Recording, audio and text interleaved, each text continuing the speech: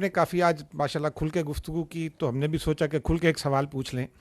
پچھلے کچھ عرصے سے ایک اسی سیاسی پارٹی پی ٹی آئی کہہ لیں، سنی اتحاد کونسل کہہ لیں، یا وہ سیاسی ٹولہ کہہ لیں، اس کے وزیر اعلیٰ کھل کر ریاست کے آئینی عہدیداروں کو دھمکیاں دیتے ہیں. بانی چیئرمین جو ہیں وہ عسکری قیادت کو کھل کر دھمکیاں دیتے ہیں، اور بے شمار واقعات ہیں، جیل میں رہ کر آرٹیکلز باہر چھپ جاتے ہیں.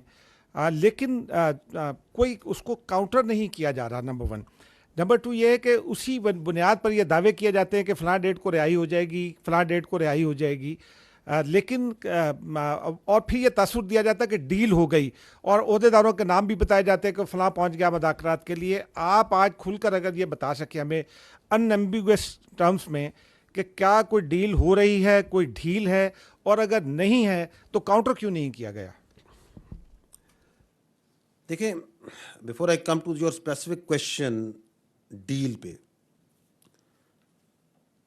اگر آپ اجازت دیں تو پہلے میں یہ عرض کروں گا کہ جو پاکستان کی فوج ہے، یہ پاکستان کی فوج ایک قومی فوج ہے.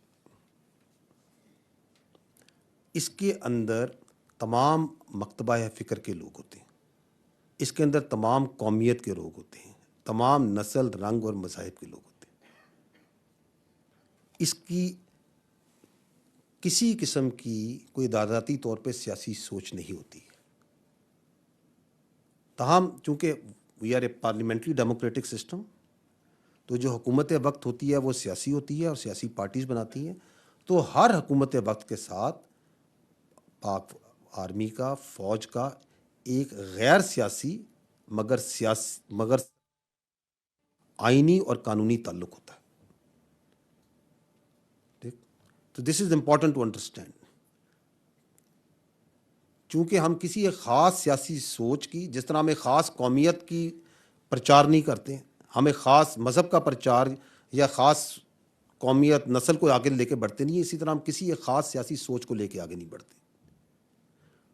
تو اس وجہ سے ہمارے لیے تمام سیاسی سوچیں، تمام سیاسی جماعتیں جو کہ عوام کی نمائندے ہیں اور سیاسی لیڈرز قابل احترام ہوتے ہیں.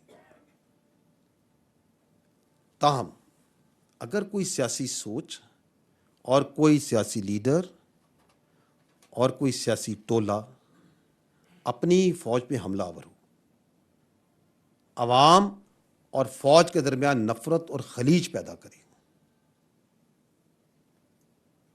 اسی فوج کے، جو قوم کی فوج ہے، اسی قوم کے شہیدوں کی تضحیک کرے، اور جیسے آپ نے کہا اسی قوم کی فوج کے بارے میں دھمکیاں دے، پروپیگنڈا کرے، تو اس سے کوئی بات چیت نہیں کرے گا. ایسے سیاسی انتشاری ٹولے کے لیے صرف ایک ہی راستہ ہے کہ وہ صدق کے دل سے معافی مانگے قوم کے سامنے، اور یہ وعدہ کرے کہ وہ نفرت کی سیاست کو حصہ لے گا. اور ویسے بھی جو بات چیت ہے وہ سیاسی پارٹیز کو آپس میں زیب دیتی ہے، اس میں فوج یا ادارے بالکل مناسب نہیں کہ بات چیت میں آئے. میں آئی تھنک بڑا واضح طور پہ میں نے بتایا ہے، آئی تھنک بڑی کلیئرلی میں نے بتایا ہے کہ ایسی سیاسی انتشاری ٹولہ جو آپ کے سامنے جو کچھ کر رہا ہے اور کرواتا آ رہا ہے، اس کے ساتھ کوئی بات چیت نہیں ہو سکتی. ہم نہیں کر سکتے.